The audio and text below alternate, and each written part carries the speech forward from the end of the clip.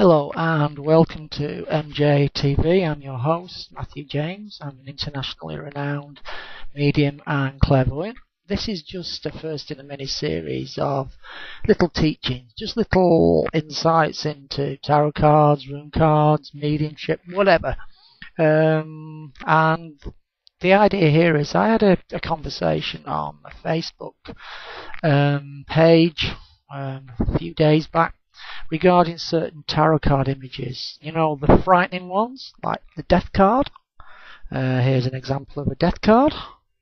Here's a classic death card. There we go. The death card. Everybody's fearful of the death card. There is also another one which people seem to be frightened of, and that is the Tower card.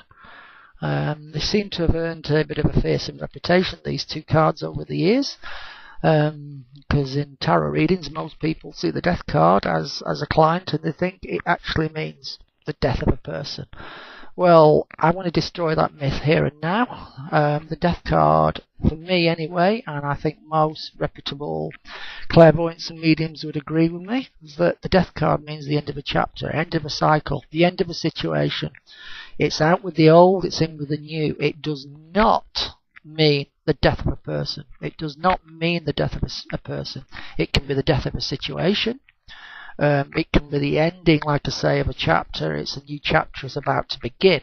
Now, the Tower card, people see the Tower card and go, whoa, change. Oh, that's scary. Oh, I don't like the Tower card. When I get the Tower card, I get disaster. The Tower card, for me anyway, does not represent disaster. It does not represent anything that is particularly going to go wrong in your life.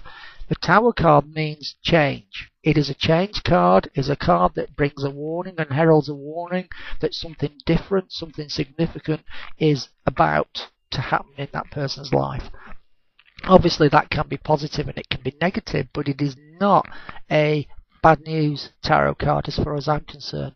It is not a card that is basically taking someone's free will away and saying, oh, this is doom and gloom, this is terrible. It does not do that. So that's basically the whole point of this little mini series at the moment. This first one, and I'm going to do a few of these. It's these two cards that I want to talk about. This deck in particular is the Servants of the Light. Now, the Servants of the Light does actually have one particular card that commercially I'm a little bit uncomfortable about using, and that's that card. It's the Ten of Weapons. And on the Ten of Weapons, it's a particularly gruesome image. You can see a curtain falling. There's a curtain falling, and there is a leg and a limb and a little bit of squidgy bit of blood in the middle. The actual book meaning of the Ten of Weapons in the Servants of the Light is an actual physical death. The idea is that this is going to denote the passing of a person. This is what is so controversial about this card, and why I always gulp when I see this card in someone's reading.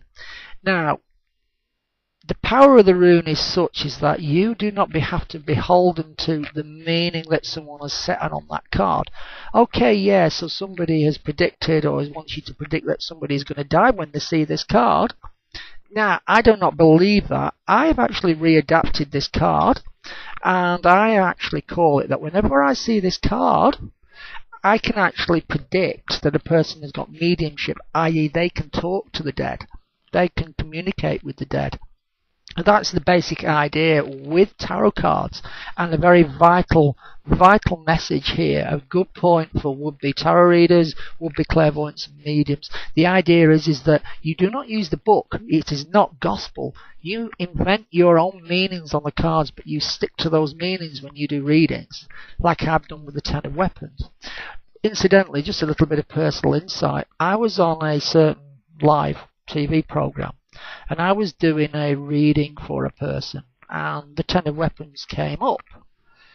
That was the moment that I suddenly decided that means that a person's got mediumship, only because somebody was whispering in my ear that, hey, look, got a grandma here, tell them that she can communicate with me. And from that day forward, the Ten of Weapons has represented mediumship, clairvoyant ability, the ability to communicate with the other side. Okay, end of first teaching. Thank you for listening. My name is Matthew James, and I have been hosting MJTV, and I will speak to you guys again soon. Bye for now.